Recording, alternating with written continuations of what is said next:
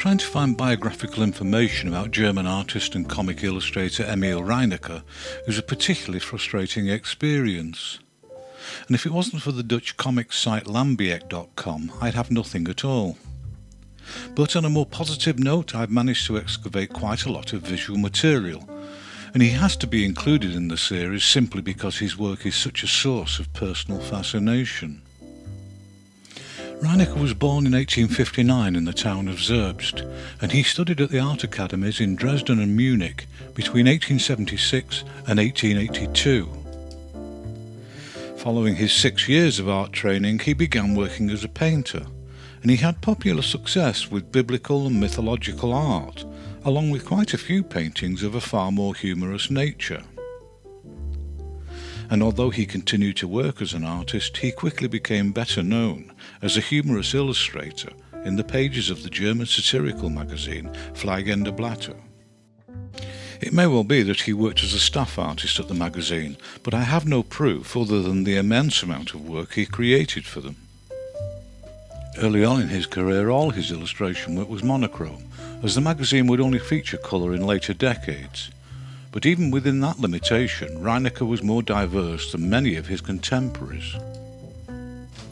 There are plenty of examples of line-only cartoons, and the precision and expressiveness of his line work was nothing short of exceptional. But there are just as many tonal examples too. At this point they were all printed as half-tone monochrome, but even so his balance of line and tone was just about perfect. And in both the tonal and line work he varied the level of caricature in his subjects from out-and-out comic through to almost representational. Although it was his comical magazine work which made his reputation, he also worked on books such as Funny Tales from the Animal World, published in 1900. Although that's the only one I've found visual evidence of. Even during the years of the Great War, Reinicke created light domestic humour for the magazine, and he continued to produce similarly upbeat comic material in the years following Germany's defeat and subsequent financial misery. It wasn't until the mid-1920s that his illustrations began to appear in colour in the magazine, which is a great pity because there are very few examples, and the last dated piece of work I've been able to find is from 1926. At this point he would have been 67 years old, so it's more than possible that he would have subsequently retired. But however he spent his later years, Emil Reinicke died in 1934 at the age of 75, and is now almost completely forgotten.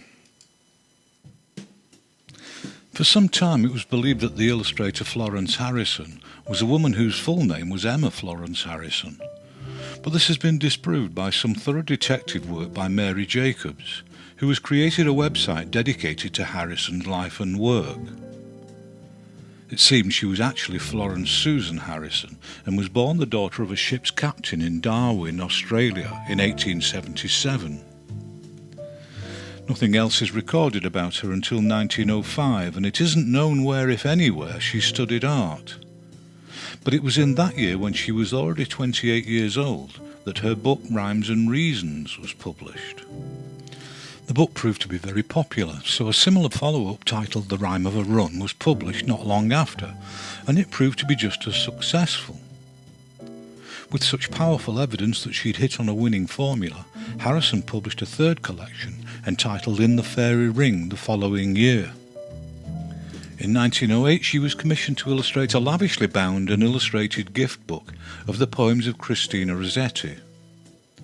This was a far cry from the frivolity of her own books, but she more than rose to the occasion with a series of suitably evocative and wistful images. And this volume confirmed the idea that when it came to verse, Florence Harrison had few equals as an illustrator, and many others followed.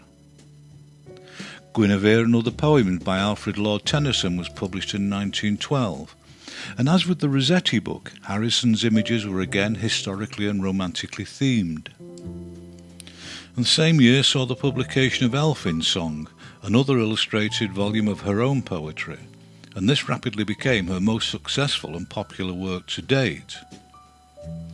Harrison's line work was created with pen, brush and ink, applied with precision and formal calligraphic expressiveness. And in that regard there were obvious echoes of the arts and crafts pioneer Walter Crane and traditional woodblock engraving. And in colour she used the line as the foundation and applied washes of usually tonal watercolour, but it was the line which remained the most descriptive element in her images. Her edition of the early poems of William Morris was published in 1914, and the mix of colour and line illustrations clearly demonstrated the extent of her formidable creative and technical ability.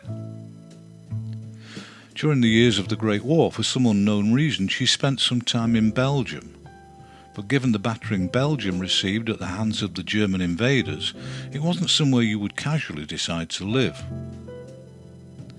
In 1918, the year the war ended, she illustrated two more books, The House of Bricks by Agnes Grosier Herbertson and Godmother's Garden by Netta Seirat.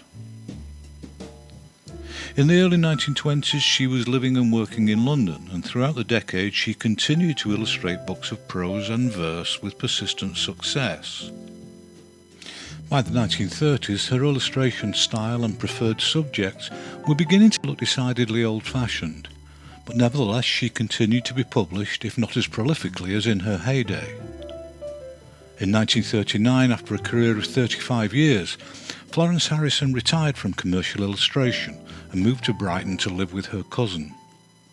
And it was there that she died in 1955 at the age of 78. If you conduct an online image search for American illustrator Andrew Loomis, most of what you'll find are images from the many instructional art books he published, rather than his own output. Which is a pity, as it was his immense talent, versatility and technical skill that gave his books their authority and made them so enduringly popular. Loomis was born in New York in 1892, but he grew up in Ohio. At the age of 19, he studied at the Art Students League of New York before relocating to Chicago to work in a commercial art studio.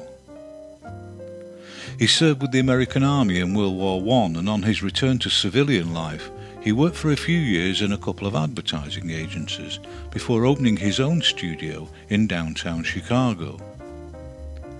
And throughout the 1920s and 30s, Loomis sustained a successful and highly lucrative career in commercial illustration. He was regularly commissioned by some of the more prominent magazine titles, and he was equally in demand for advertising work. This was hardly surprising, as not only did all his work boast high levels of finish, but as with so many other representational illustrators in the USA at the time, the all-American wholesome nature of his favoured subjects made him a natural choice for many clients. Loomis had immense technical skill and control of whatever medium he was using. Outside his instructional books, Loomis only infrequently created monochrome work, and for this he used ink and charcoal. In colour he generally favoured oil paint, although some images were created in watercolour and gouache, and he was equally at home with the use of pastels. But whatever medium he used, he roamed freely around the possibilities of its application, with techniques which are sometimes deliberately loose and impressionistic, and at other times displayed the kind of brushstroke-free qualities you might expect from a Renaissance Baroque painter.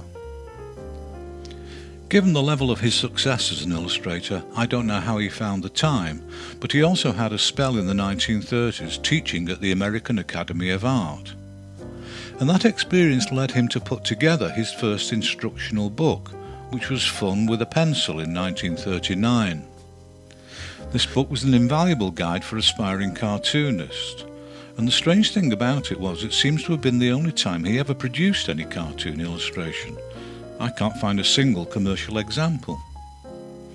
But it was immensely successful, and he produced several more books on various aspects of drawing and painting in the coming decades. Alongside the creation of these manuals, he continued to be successful in his own illustration career, and he remained a popular choice in magazines and advertising up to his death in 1959 at the age of only 67. Arnrid Johnston was born in Uddevalla, Sweden, to a Swedish father and English mother in 1895. She had an obvious talent for visual expression even in childhood, and in 1914, when she was 19 years old, she relocated to England to study at the prestigious Slade School of Art in London. The small amount of biography I found states that from there she went on to work as a painter and sculptor, but the only evidence I've managed to track down is this carved marble obelisk. But whatever the reason, it wasn't until 1930 that she started to create illustrations for London Transport posters. The images she created incorporated elements from the highly popular Art Deco movement, but they were far from slavish, and consequently her posters and other publicity work were particularly distinctive and playful in both content and execution. In 1938, Johnston wrote and illustrated Pig Wiggin, the story of a flying pig, and this charming fantasy story and collection of frivolous illustrations set her on a path as a very popular and highly respected children's illustrator. The book Animal Families followed in 1939, and this was the first of what would be a long line of heavily illustrated textbooks exploring aspects of wildlife from around the world. And for both these books and all that followed, she used a more overtly drawn, roughly textured technique, a considerable distance from her earlier flatter graphic poster work. I can find no definitive information about how these images were created. It's possible they were drawn in ink and coloured with washes, and additional shading and texture added with crayon or pencil. But it's equally likely that they were in fact produced by traditional stone lithography, and this theory is supported by the impossibility of tracking down any original drawings by her for sale. But whichever of these methods she used, it continued to be her definitive style for the rest of her career. She produced many more wildlife educational books, but every once in a while would take on more overtly entertaining material, such as her return to anthropomorphic animal characters with her very successful 1944 book, Fables from Aesop. 1944 also saw the publication of Timbu the Monkey, written by Joseph Avrak. And in 1946 there was Drowsy and Timmy Go South by Alf Lewis Clark. And with the notable exception of 1952's The Market, which featured a series of attractive duotone illustrations of human activity, pretty much all her work continued to be about animals. Unfortunately, in later years, Arnrid Johnston's eyesight deteriorated and eventually got to the point where she could no longer work in either art or illustration, and she died in 1972 at the age of 77. And that rather sad ending brings another instalment to a close, and I hope I'll see you next time around.